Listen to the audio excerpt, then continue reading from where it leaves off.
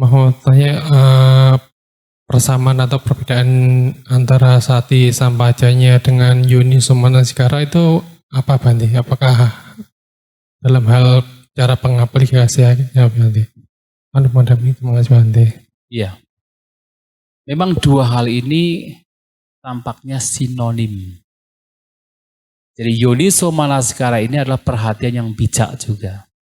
Yoniso adalah bijak, Manasikara adalah perhatian. Sementara sati sambajanya adalah perhatian dan kebijaksanaan. Sati sambajanya, sati adalah perhatian juga, sambajanya adalah kebijaksanaan. Tampaknya sinonim. Dan keduanya memang bagian dari pengembangan batin yang harus dimunculkan.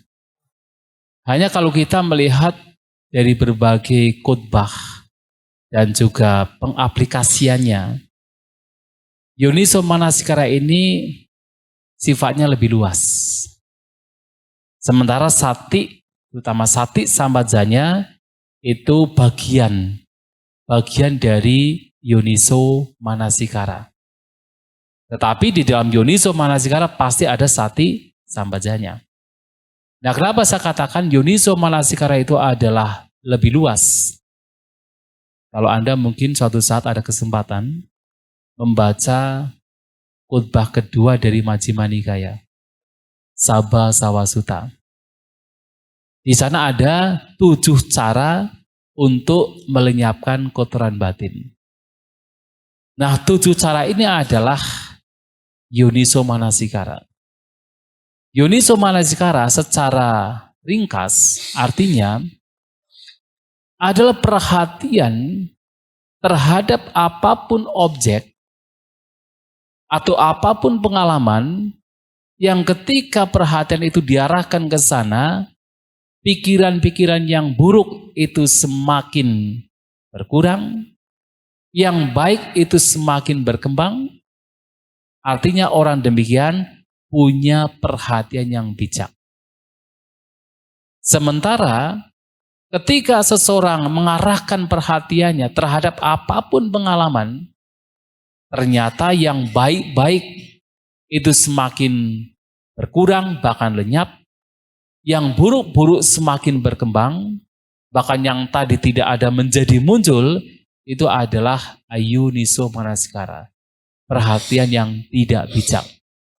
Maka kemudian ada 7 hal yang bisa dipraktikkan untuk pelenyapan kotoran batin.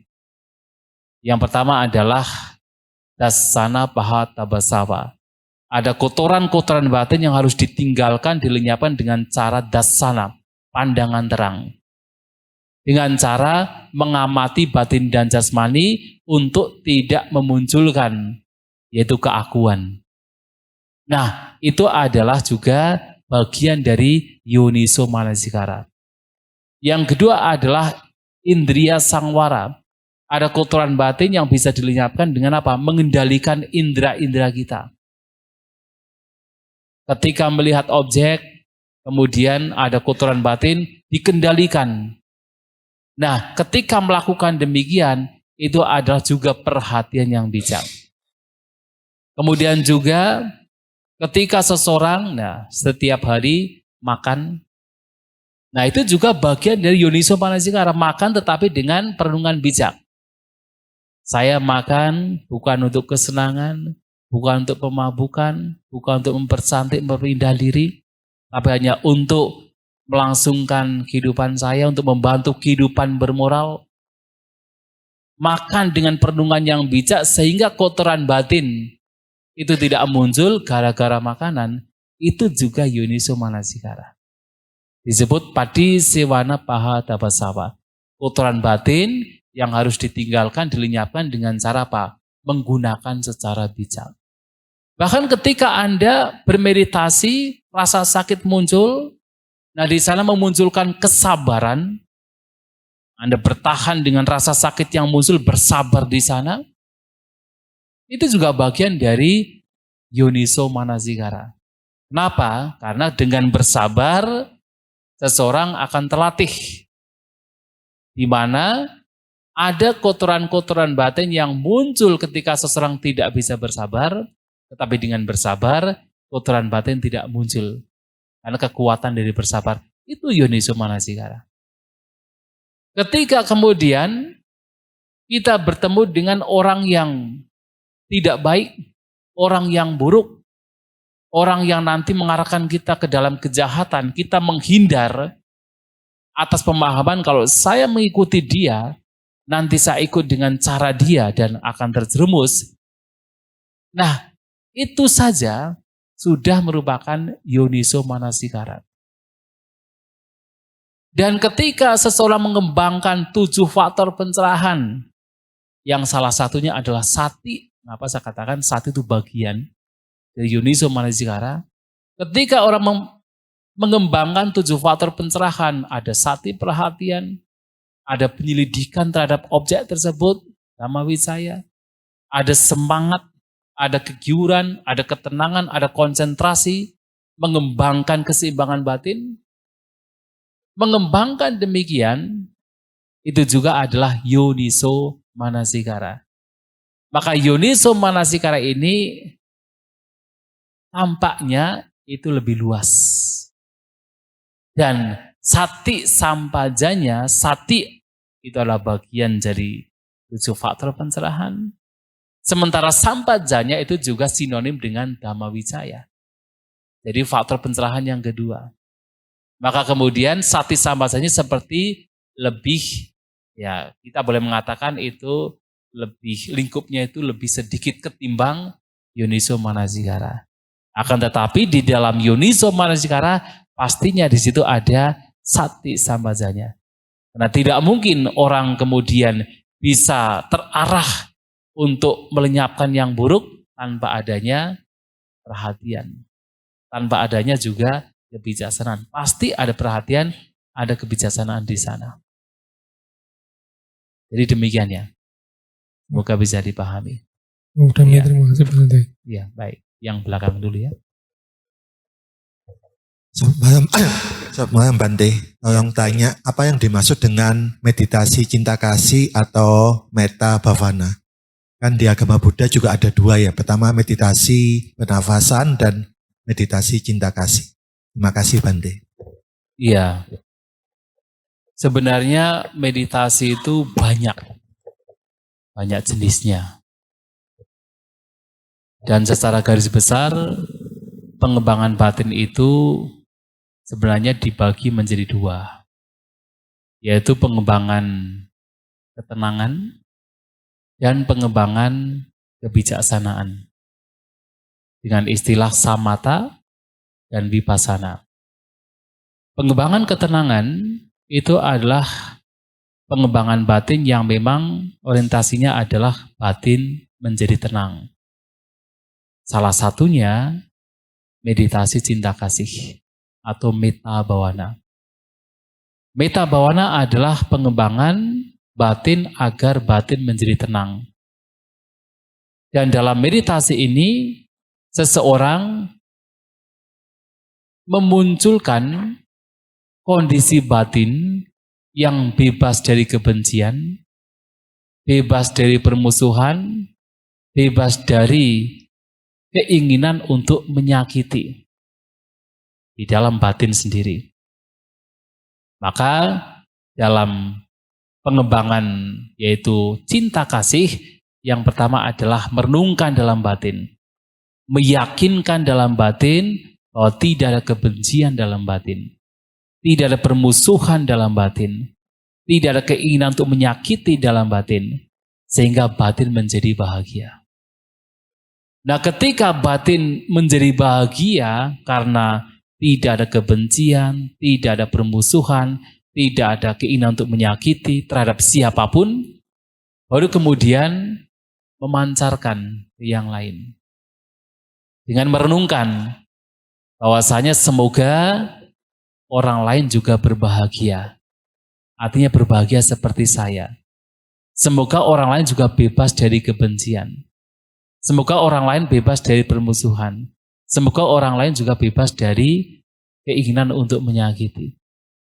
Nah, pengembangan cinta kasih itu dikembangkan sedemikian rupa untuk batin kita agar menjadi tenang, tenang karena bebas dari kebencian, bebas dari permusuhan, dan bebas dari keinginan untuk melukai, dan kemudian akan semakin berkembang kalau kemudian dipancarkan ke yang lain, memberikan pengharapan terhadap orang lain juga seperti kita, seperti saya yang bebas dari kebencian, yang lain juga bebas dari kebencian. Seperti saya yang bebas dari permusuhan, yang lain juga bebas dari permusuhan. Seperti saya yang bebas dari keinginan untuk menyakiti, yang lain juga sama. Seperti saya yang berbahagia, yang lain juga berbahagia. Nah, itu adalah pengembangan cinta kasih. Bisa dipancarkan kepada seseorang secara spesifik atau secara universal. Dengan kata lain, semoga semua makhluk berbahagia. Semoga semua makhluk bebas dari penderitaan, bebas dari kebencian, bebas dari permusuhan. Itu bisa dilakukan. Nah, itu adalah meditasi meta bawana cinta kasih. Dan itu dianjurkan untuk dikembangkan. Utamanya adalah untuk mendapatkan ketenangan dengan cara batin yang bebas dari kebencian. Begitu ya. Ya. Mandami Bante, saya Rusli dari Tangerang. Bante izin bertanya, waktu tadi ketika meditasi jalan, ada rintangan batin yang berkaitan dengan orang yang saya cintai atau sayangi itu. Bante. Ketika itu muncul, berusaha memunculkan kebijaksanaan bahwa ini kemelekatan. Ketika itu hilang, tapi kemudian muncul lagi Bante dengan yang lebih besar. Pertanyaannya Bante, apakah ketika kondisi seperti itu cukup dengan memunculkan kebijaksanaan dan daya upaya benar?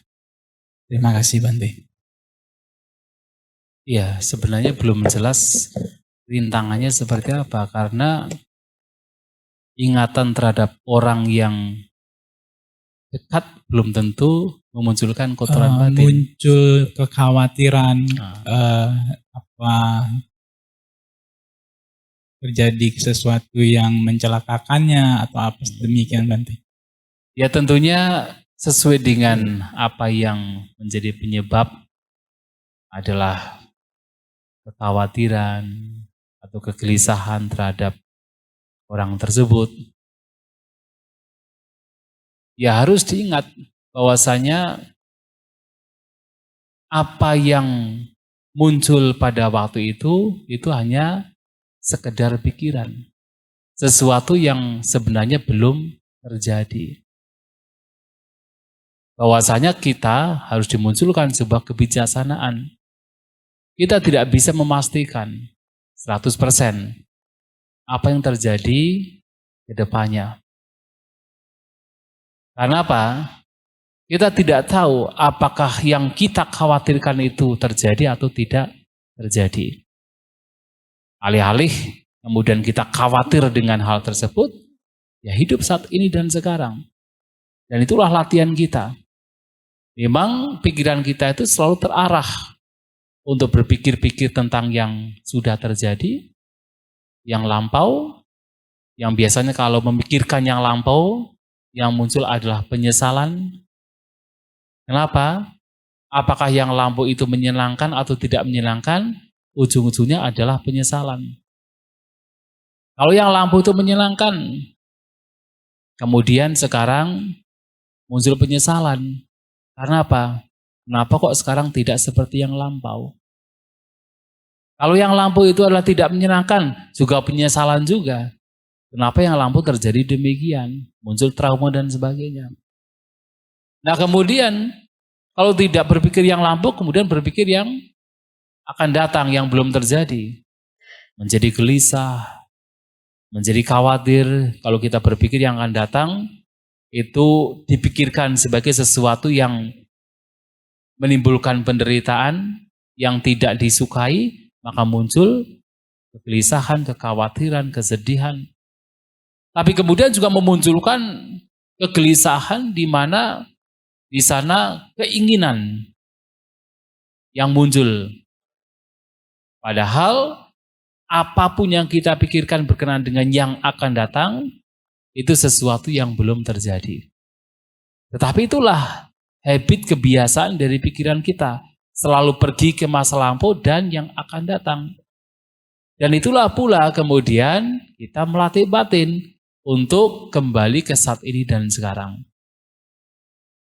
Maka Sang Buddha mengatakan, atitang nanwagameya nak padikangka anagatang. Nak padikangke anagatang. Yada titang pahinantang apatan ca anagatang. Jangan kembali ke masa lampau. Dan jangan pula berharap yang akan datang. Karena yang lampau telah ditinggalkan, yang akan datang belum tiba. Kita tidak tahu apa yang terjadi sesungguhnya berkenaan dengan yang akan datang. Tidak tahu, kita sudah berpikir gelisah, ternyata tidak terjadi apa-apa.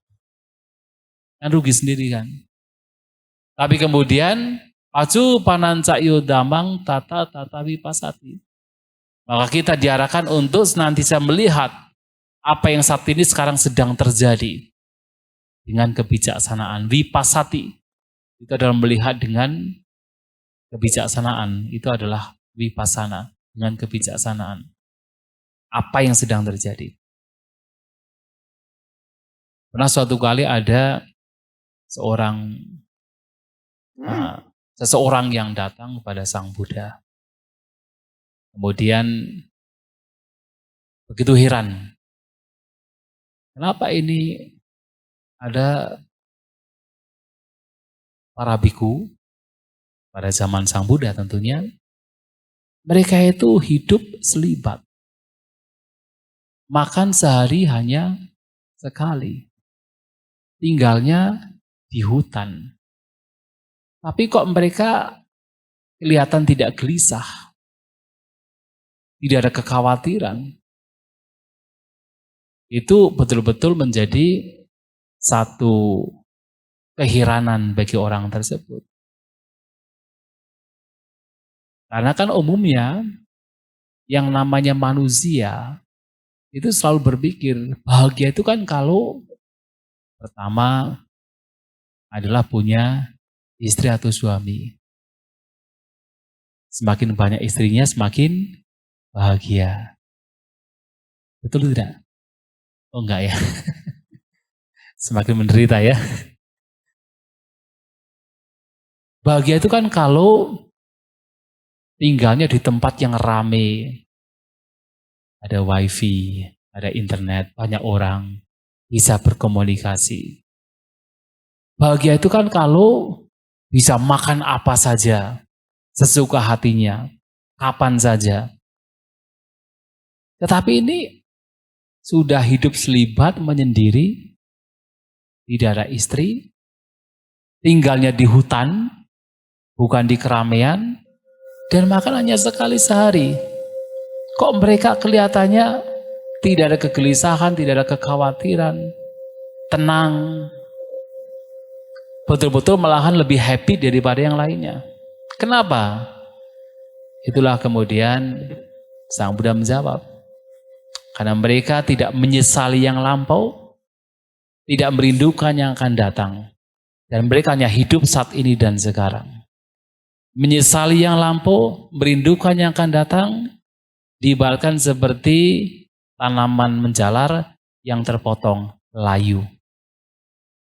Tetapi para biku ini karena tidak menyesali yang lampau, tidak merindukan yang akan datang, hidup saat ini dan sekarang, hatinya menjadi damai, tidak gelisah, tidak khawatir.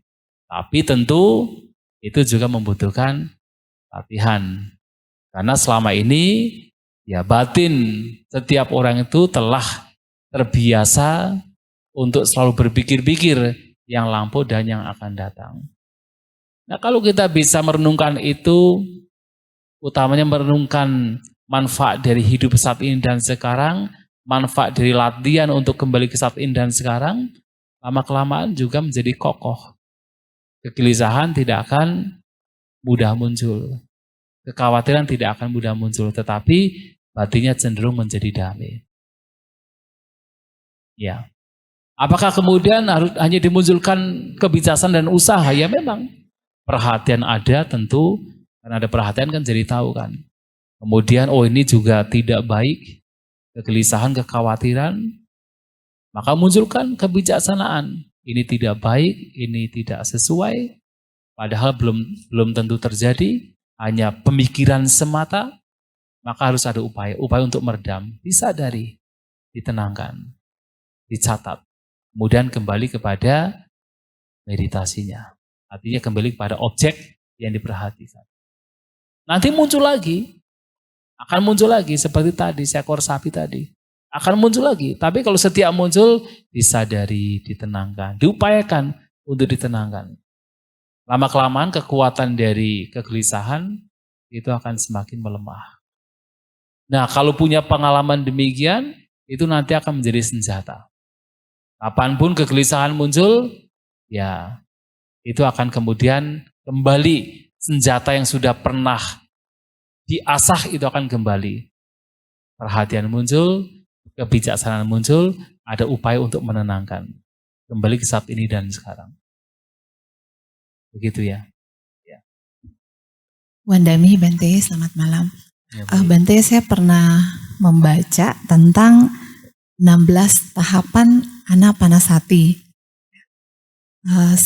Beberapa kali baca, kurang paham sih Bante. Mungkin yang awal-awal paham, tapi yang belakang-belakang bawahnya itu agak kurang paham. Lalu saya sempat berpikir, banyak juga ya tahapannya seperti itu. Apakah ini memang harus dipraktekkan 16-16-nya ini, Bante? Itu pertanyaan pertama. Yang kedua boleh Bante? Mengenai ketika kita bermeditasi, lalu muncul sensasi atau gambaran-gambaran. Apakah itu pertanda kemajuan dalam praktik latihan kita? Dalam artian ke arah konsentrasi sih Bante. Apakah konsentrasi kita semakin baik dengan adanya sensasi atau gambaran seperti itu? Terima kasih. Iya. Memang di dalam Anapanasati Sutta, khotbah tentang objek perhatian keluar masuknya nafas, di sana ada 16 tahap yang disampaikan oleh Sang Buddha. Memang secara umum 16 tahap ini adalah demikian. Itu memang diawali dari tahapan yang paling sederhana sampai tahapan terakhir yang itu adalah paling mendalam secara umum. Untuk awal-awal bisa dikatakan tahapan demikian memang harus demikian. Untuk yang awal-awal. Terutama adalah 4 tahap pertama. Itu memang mau tidak mau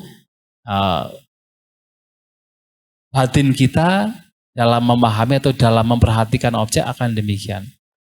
Awalnya dalam kita bermeditasi yang terpenting adalah ada perhatian terhadap keluar masuknya nafas. Bahkan ini awal sekali, bahkan belum masuk ke dalam tahap. Maka kan di situ hanya Sattva Asasati, Sattva Pasasati paling awal dan itu belum masuk dalam 16 tahap. Nah, yang terpenting adalah pertama, kita punya perhatian. Ketika nafas masuk, kita tahu ada perhatian. Ketika nafas keluar, kita tahu ada perhatian terhadap nafas keluar. Itu yang paling awal sekali. Kemudian masuk ke dalam tahap di mana seseorang mulai akan punya perhatian, mulai muncul pengetahuan. Oh ternyata ada nafas yang panjang, ada nafas yang pendek. Nah jadi ada perhatian terhadap ada nafas panjang, ada nafas pendek. Awalnya hanya sekedar pokoknya tahu nafas saja. Gak usah dipikirkan ini nafas panjang atau pendek. Tapi lama-kelamaan seiring dengan perhatiannya berkembang, maka muncul pemahaman ada nafas panjang, ada nafas pendek. Apakah nafas panjang pendek pada saat nafas masuk? Atau nafas panjang dan pendek pada saat nafas keluar. Nah baru kemudian ada tahap selanjutnya, di mana memang sudah mulai melatih. Maka di dalam Anapanasati di sana ada istilah sikati. Kalau awalnya kan hanya pajanati, hanya sekedar tahu saja. Tahu bahwasanya nafas panjang, nafas pendek. Tapi kemudian ada sikati, melatih. Jadi melatih apa? Untuk bisa memperhatikan keseluruhan nafas. Jadi sabak kayang parisang wedeti. Jadi merasakan keseluruhan, memang dalam arti dalam bahasa Pali, kaya itu jasmani. Sabak kayang artinya seluruh jasmani. Tetapi di situ mengacu kepada keseluruhan nafas. Jadi melatih untuk melihat keseluruhan nafas. Artinya nafas dari nafas masuk sampai nafas keluar itu diketahui secara keseluruhan. Ya sebenarnya pada saat kita mengetahui keseluruhan nafas itu juga mengetahui keseluruhan jasmani juga. Kenapa? Karena nafas ini juga manifestasi dari keseluruhan jasmani. Maka Anda ketika bermeditasi, walaupun memperhatikan nafas, Anda pun juga bisa merasakan keseluruhan jasmani. Mengetahui keberadaan dari jasmani. Nah, sehingga semakin kita punya perhatian setiap momennya dalam yaitu keseluruhan nafas dari nafas awal sampai nafas akhir, artinya itu juga bagian dari sabakaya, seluruh jasmani. Walaupun seluruh jasmani nafas, tetapi juga keberadaan dari jasmani juga akan terperhatikan. Nah, baru kemudian tidak hanya memperhatikan nafas, tetapi juga secara keseluruhan. Tahap selanjutnya adalah bagaimana nafas ini kemudian menjadi tenang. Jadi pasambayang kaya sangkarang. Jadi nafas itu menjadi tenang. Nah setelah nafas menjadi tenang juga harus mengalami bagaimana batin juga menjadi tenang. Nah kalau tahap yang awal-awal ini itu memang ya kita bisa mengatakan itu adalah tahapan. Tapi untuk selanjutnya, bahkan di dalam kitab ulasan juga, untuk selanjutnya itu sebenarnya lebih mengacu kepada pengalaman-pengalaman dari pencapaian jana. Maka sudah mulai muncul piti, mulai muncul suka. Itu adalah pengalaman yang sudah di sana disertai dengan jana. Tetapi juga tidak hanya jana. Karena kemudian ketika dia keluar dari pengalaman tersebut, kemudian merenungkan sifat ketidakkekalannya, atau sifat duka, atau sifat dari ketanpadiriannya, itu juga akan muncul piti juga. Akan muncul suka juga, tetapi itu sudah bagian dari vipassana. Dan itu bisa random, kalau untuk hal itu bisa random. Tetapi kalau untuk yang awal-awal, dalam tahapan yang awal pelatihannya itu memang, itu bisa dikatakan betul-betul tahapan. Dari tahapan yang paling sederhana, lama-kelamaan menjadi mendalam. Artinya dalam konteks nafas, dari yang hanya sekedar mengetahui nafas, sampai kemudian tahu nafas panjang, nafas pendek, kemudian nafas menjadi diketahui secara keseluruhan, menjadi tenang, nah itu adalah tahapan. Tetapi tentu tahapan demikian tidak harus kemudian semua orang mengalami, tidak. Mungkin ada beberapa orang yang memang sudah punya katakan kapasitas, bahkan begitu duduk tidak langsung kemudian sekedar tahu nafas, tetapi langsung bisa menjadi tenang. Langsung bisa keseluruhan nafas bisa tersadari dan juga tenang. Itu juga bisa terjadi pada seseorang, tidak harus berawal dari tahapan yang pertama. Nah, jadi memang demikian. Kemudian untuk yang kedua, sensasi dan persepsi, gambaran. Tergantung sensasi dan gambaran yang muncul ini munculnya dari apa? Munculnya dari batin yang tenang, batin yang memang sudah bebas dari 5 rintangan batin, atau hanya sekedar muncul karena kita mencari. Kalau memang itu betul-betul muncul dari lenyapnya 5 rintangan batin, kemudian di sana akan memunculkan gambaran tertentu, karena sebenarnya kalau kita bicara tentang meditasi, yang namanya gambar itu adalah sanya. Jadi kalau orang bicara tentang nimitta, itu adalah sanya, gambaran batin. Dan nimitta itu adalah gambaran batin. Sanya pun adalah gambaran batin. Dan dari awal seseorang menggunakan objek meditasi, itu sudah ada nimitta. Sudah ada nimitta. Cuma nimittanya itu masih buram. Ya sebagai contoh, kita bisa mengenali objek itu karena apa? Karena sanya. Karena nimitta, karena gambaran batin. Kita bisa mengenali objek.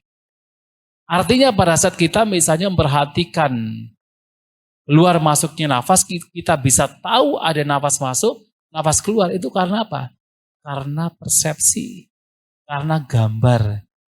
Apakah itu gambar berkenaan dengan hidung, atau gambar berkenaan dengan nafas yang kemudian terprojeksi, terpersepsi menjadi gambar tertentu, sehingga kita bisa mengenali ada nafas masuk, nafas keluar, itu juga sebenarnya adalah nimitta.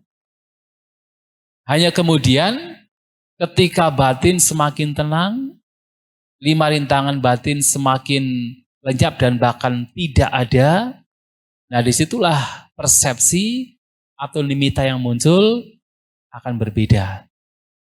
Kalau tadi munculnya itu masih buram, masih gelap, tidak jelas, tetapi adalah tanda, itu adalah gambar juga.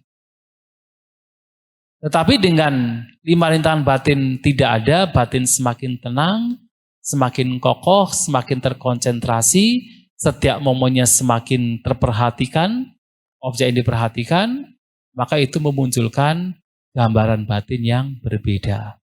Yang kemudian beberapa orang melihat seperti cahaya. Itu adalah manifestasi dari objek yang diperhatikan. Bukan sesuatu yang datang dari luar, datang ke sini, tidak. Itu objek yang diperhatikan. Objek yang diperhatikan memunculkan gambaran atau nimitta atau sanya yang sesuai dengan objek yang diperhatikan. Nah, kalau itu muncul dari situ, tandanya memang batin mulai ada kemajuan. Dan apa itu sensasi? Sensasi tidak lain adalah perasaan. Tentu dengan batin yang terkonsentrasi, batin yang penuh perhatian setiap momennya terhadap objek, batin yang tenang pada waktu itu, ya jelas akan memunculkan sensasi atau perasaan yang menggembirakan. Perasaan seperti kegiuran. Itu pasti akan muncul di sana. Kalau itu munculnya demikian, artinya itu baik. Tapi kalau kemudian masih ada kegelisahan, masih ada bahkan ada ketegangan yang muncul, yaitu artinya masih harus dievaluasi. Ya, gitu ya. Selamat malam Bante. Baik. Bante, saya mau tanya, jadi sejak pertama kali saya belajar meditasi itu saya lebih banyak memperhatikan bagaimana apa yang saya pelajari dalam meditasi itu bisa dipraktekkan di kehidupan sehari-hari supaya tidak jadi dikotomi kayak waktu meditasi ya udah ini, terus waktu kehidupan sehari-hari berbeda lagi gitu. Hanya sampai sekarang saya masih bingung untuk menerapkan yang berfokus pada saat ini, Bante.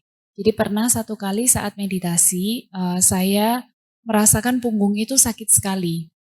Nah di dalam sesi itu saya berpikir punggung saya terasa sangat sakit karena saya mikirnya itu, aduh saya ini sudah sakit punggung berapa lama, terus mau berapa lama lagi saya sakit punggung seperti ini gitu. Jadi berpikir yang lampau dan mengkhawatirkan yang akan datang. Kemudian kembali lagi ke objek, fokus ke saat ini. Ternyata kalau fokus pada saat ini, rasa sakitnya itu sebenarnya ya hanya ada pada detik ini, yang saat ini saja gitu. Dan ternyata pada saat 1 detik itu mau dipecah lagi menjadi yang lebih kecil, menjadi milidetik, dipecah lagi menjadi lebih kecil lagi, ya sebenarnya saat ini pun itu tidak terlalu ada gitu, tidak nyata. Dan dengan itu rasa sakitnya hilang gitu Bante. Tapi kemudian saya nggak bisa menemukan benang merah bagaimana mempraktekkan ini misalnya di dalam bisnis. Di dalam bisnis kita harus banyak melakukan forecasting atau planning ke masa depan. Lalu kita juga perlu memanajemen kekhawatiran menjadi bentuknya risk management gitu. Nah, ini saya masih bingung bagaimana mempraktekannya dalam kehidupan sehari-hari gitu, Bante. Terima kasih, selamat malam. Iya. Ya, betul sekali bahwasanya meditasi itu adalah bagaimana antara saat retreat dengan kehidupan sehari-hari itu ada benang merahnya. Tetapi memang dalam kehidupan sehari-hari itu tidak bisa seintensif pada saat dalam retreat. Dalam retreat bisa intensif karena apa? Memang betul-betul waktunya untuk melihat ke dalam batin. Kemudian teman-teman juga semuanya bermeditasi. Tempatnya telah disediakan, semua telah diatur. Maka ketika retreat inilah kemudian betul-betul engage 100% dalam meditasi. Tapi kemudian paling tidak prinsip-prinsip meditasi itu yang sudah dipraktikkan dalam retreat ini juga dibawa ketika dalam kehidupan sehari-hari. Memang tidak bisa yang betul-betul intensif karena dengan berbagai macam katakan masalah yang dihadapi, kemudian juga kehidupan yang begitu kompleks, itu memang tidak bisa betul-betul intensif dalam meditasi, dalam kehidupan sehari-hari. Tetapi paling tidak prinsip-prinsipnya. Nah, prinsip-prinsipnya di sini adalah kalau kita bermeditasi, kita tahu kita akan diajak untuk melihat bahwasanya tidak ada satupun yang kekal dalam kehidupan kita. Tidak ada satupun yang kekal dalam apapun yang kita alami. Termasuk yang menyenangkan, yang tidak menyenangkan, itu tidak kekal. Yang kemudian juga memunculkan sebuah pemahaman bahwasanya apapun yang tidak kekal ketika dilekati, itu akan membawa kepada penderitaan. Apapun itu, ketika dilekati membawa kepada penderitaan. Dan juga dalam kita bermeditasi, pada akhirnya juga akan ditunjukkan sebuah pemahaman bahwasanya, seperti tadi misalnya, ketika mengalami rasa sakit, kemudian diperhatikan, betul-betul memperhatikan saat ini dan sekarang, ternyata ya kalau betul-betul diperhatikan ternyata itu hanya sekedar fenomena dan tidak ditemukan keberadaan bahwa ada katakan entitas bahwa aku sakit, ada diri yang sakit, ada makhluk yang sakit, ada aku yang sakit. Itu hanya sekedar katakan fenomena yang juga berubah, tidak bisa dipertahankan. Nah, ketika melihat itu sebagai sekadar fenomena, tidak ada entitas, maka kemelekatan terhadap apapun fenomena yang terjadi, itu tidak akan muncul di sana. Atau paling tidak adalah berkurang di sana. Dan dari meditasi ini, muncul pemahaman bahwasanya segala sesuatu adalah tidak kekal, segala sesuatu pada akhirnya hanya sekedar fenomena yang kalau itu dilekati membawa kepada penderitaan.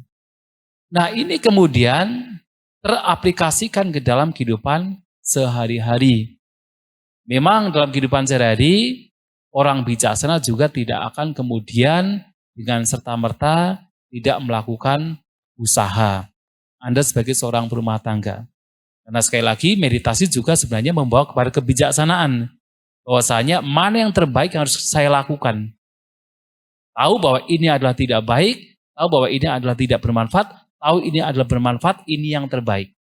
Maka sebagai seorang berumah tangga pun juga tahu persis bahwa mencari uang juga baik. Bahkan lebih baik ketimbang tidak punya uang. Ketika berbisnis juga tahu bahwasanya punya planning yang terencana, yang betul-betul direncanakan dengan baik, itu lebih baik ketimbang tidak punya planning. Dan bahkan tahu ada risiko-risiko yang harus terjadi.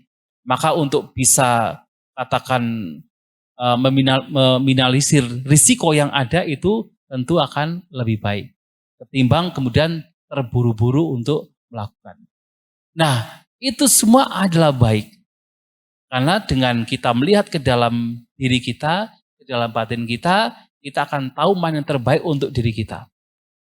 Nah, sementara melakukan apapun usaha yang memang terbaik untuk dilakukan, Di saat yang sama, karena sudah paham segala sesuatu adalah tidak kekal, yang tidak kekal itu ketika ada kemelekatan adalah penderitaan, maka orang demikian masih melakukan usahanya.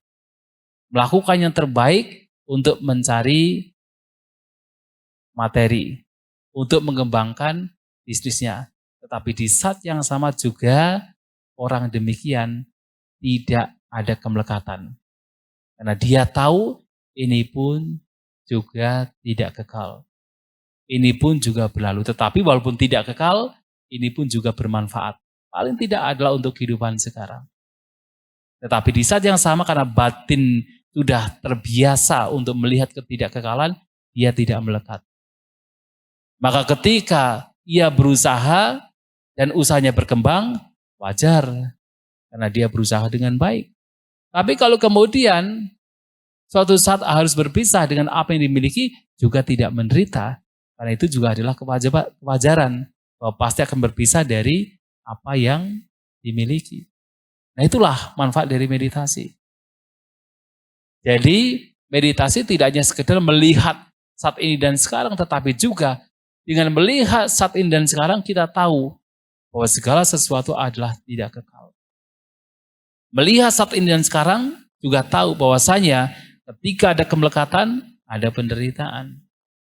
Itu juga yang harus dimunculkan dalam kita bermeditasi. Yang kemudian bisa diaplikasikan ke dalam kehidupan sehari-hari. Batin semakin melepas, tetapi bukan berarti kemudian tidak ada usaha. Karena usaha jauh lebih baik ketimbang seseorang tidak berusaha atau bermalas-malasan.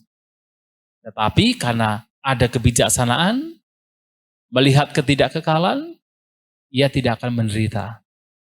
Walaupun terjadi sesuatu yang mungkin kalau tidak ada kebijaksanaan orang menjadi menderita. Itu yang harus dilakukan. Kalau kemudian misalnya ini Sang Buddha. Kan kalau kita meditasi ala Buddhis kan memang role modelnya Sang Buddha kan. Sang Buddha kan manusia yang sudah tidak ada kelekatan kan. Sudah tidak ada kemelekatan sama sekali. Tetapi kenapa beliau masih mengajarkan ajarannya? Karena melihat manfaatnya. Kenapa beliau masih mengajarkan kepada perumah tangga untuk mencari uang? Ya kan, Sang Buddha menyampaikan begini, Dali dayang bikawi duka lokasming kama bukino. Wahai para biku, kemiskinan itu adalah penderitaan bagi seorang rumah tangga. Maka kemudian beliau dan juga mengajarkan kepada para siswanya, para biku, ketika berbicara dengan perumah tangga, tidak kemudian melarang perumah tangga untuk jangan mencari uang. Tapi justru mengajak perumah tangga untuk mencari uang. Tetapi kalau sudah mengenal hal yang baik, ia mencari uang tanpa melupakan nilai-nilai kemoralan. Dan dia mencari uang, mencari kekayaan, menggunakan dengan bijaksana. Untuk diri sendiri dan juga untuk orang lain. Dan yang paling penting lagi adalah ia memperoleh materi tanpa dimabukkan oleh materi itu. Kenapa bisa demikian? Karena memahami ketidakkekalannya. Nah disitulah bedanya. Tapi kalau orang tidak mengenal hal yang baik, pertama mencari materi, kemudian melupakan nilai-nilai kemoralan. Mencari materi dengan cara yang salah. Tidak peduli. Orang lain untung, yang penting diri sendiri untung. Kemudian setelah mendapatkan materi, tidak terpikir untuk berbagi. Hanya digunakan untuk diri sendiri. Malahan kalau sudah kikir sekali, bahkan untuk diri sendiri juga tidak digunakan. Dan kemudian dimabukkan oleh kekayaannya. Melekat sekali dengan kekayaannya. Dan pada akhirnya penderitaan. Tapi kalau kita paham, kita melihat ke dalam batin kita, melihat ke dalam setiap pengalaman yang kita alami dengan perhatian, maka kita paham dengan ketidakkekalan. Dan justru itu yang penting sekali. Tidak hanya perhatian, tidak hanya sekedar tahu saat ini dan sekarang, tahu bahwa apapun yang dialami adalah tidak kekal. Yang dari pemahaman mengalami ketidakkekalan yang terjadi pada setiap momen, maka di situ ada kondisi batin yaitu detachment, ketidakmelekatan terhadap apapun fenomena yang ada. Tapi bukan berarti kemudian tidak ada perjuangan, tidak ada usaha. Anda memilih kehidupan sebagai berumah tangga, ya harus berjuang, harus berusaha. Tetapi atas dasar kebijaksanaan. Sehingga tidak menimbulkan penderitaan yang berlebih. Begitu ya. Terima kasih Bante. Selamat malam Bante. Ya, baik. Saya dari Jogja belajar meditasi belum lama ya. Pertamanya ikut di ada sebuah wihara yang ngadain kelas ini ya open meditation Karangjati. ya once a week ya. Di Karangjati mungkin ya. Iya betul. Terus suatu kali setelah selesai sesi meditasi ada satu yogi yang nanya, dia juga baru belajar kan. Dia nanya gini, saya itu belajar meditasi belum lama dan saya melakukan juga mungkin belum setengah jam, tapi udah levitasi. Sudah? Badannya tuh bergetar-getar terus levitasi kayak katanya keangkat dari lantai ya. Terus dia nanya ke pembimbingnya, coachnya ya, itu wajar atau enggak? Terus pembimbingnya itu bilang, wah itu bagus sekali, itu berarti Anda konsentrasinya sudah begitu dalam. Nah waktu itu saya bingung juga gini, apa korelasinya antara fenomena bergetar-getar levitasi dengan konsentrasi yang begitu dalam. Padahal orang ini belum begitu lama melakukan meditasi ya, jadi termasuk baru juga. Terus dia juga cerita suatu kali habis meditasi buka mata biar itu ada penampakan serem gitu. Lagi-lagi instrukturnya bilang, wah itu luar biasa itu Anda dapat ini mata dewa. Saya pikir loh mata dewa kok serem banget loh gitu jadi jiper Bante. Maksudnya saya mikir kalau mata dewanya kayak gitu saya nggak mau. Iya. Terus ada lagi sama kasusnya habis meditasi dia merasa dapat pencerahan ya. Dia merasa dirinya itu raja kosmik. Sudah keliling universe itu katanya 7 kali atau berapa kali selama dia meditasi itu di sesi itu. Ya instrukturnya bilang lagi, wah itu luar biasa itu Anda dapat hikmat yang luar biasa.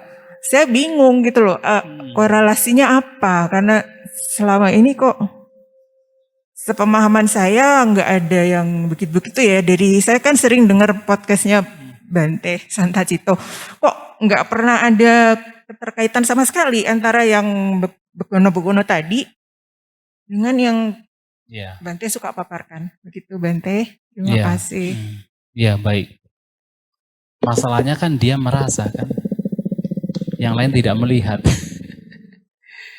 Kecuali kalau yang lain melihat dia ada levitasi, wah itu baru berarti itu sesuatu yang betul gitu kan. Tapi kalau hanya merasa, siapapun bisa merasakan. Dalam bermeditasi ada banyak pengalaman yang kadang-kadang aneh, tetapi itu hanya perasaan. Mungkin seseorang merasa dirinya terbang, bisa juga terjadi. Dirinya berputar bisa juga terjadi, tetapi itu hanya perasaan, bukan pengalaman yang sebenarnya. Nah, sehingga itu sesuatu yang ya masih dipertanyakan gitu kan. Apalagi dengan cerita yang tadi yang semakin aneh gitu kan, itu perlu dipertanyakan hal seperti itu. Pada zaman Sang Buddha ada beberapa orang beberapa biku lah ya, yang mereka memang punya kemampuan, tapi itu memang dari hasil meditasi yang luar biasa. Dan bisa ditunjukkan kepada orang lain. Bisa ditunjukkan kepada orang lain. Banyak biku pada zaman dahulu yang bisa mengubah dirinya, 1 menjadi 1000. Dari 1000 kemudian balik jadi 1 lagi. Bahkan 1 menjadi 100.000. Bisa juga terjadi. Di 100.000 menjadi 1. Karena kalau tidak menjadi 1 nanti kebanyakan orang nanti. Bisa ambles bumi, bisa tembus tembok, tembus gunung, bisa terbang. Pada zaman Sang Buddha banyak yang seperti itu, tetapi itu muncul dari latihan yang katakan bukan latihan biasa. Dan itu terutama adalah orang-orang yang memang punya kapasitas batin yang luar biasa. Dan orang demikian tidak aneh-aneh. Malahan orangnya itu ya seperti orang biasa, tapi tidak kemudian yang ceritanya kayak tadi menjadi raja kosmik dan sebagainya gitu kan, melihat ada genderuwo atau gimana ini.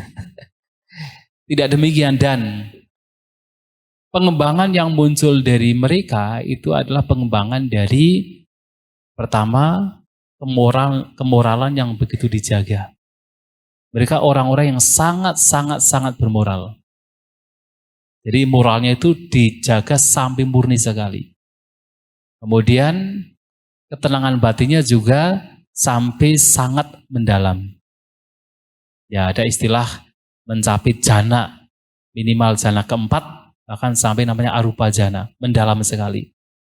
Dan biasanya para siswa Sang Buddha ini juga para arahat yang juga mempraktikkan kebijaksanaan, pandangan terang yang sedemikian hingga seluruh kotoran batinnya itu hancur, lenyap. Dan itulah mereka menjadi manusia-manusia memang lebih daripada lainnya. Nah, tetapi kemudian dalam meditasi ini yang menjadi tolok ukurnya itu bukan orang bisa melihat hantu. Ya kayak tadi kalau melihat hantu kan malah takut ya. Mending tidak ya. Atau punya kemampuan demikian, apalagi kalau hanya sekedar merasa saja kan.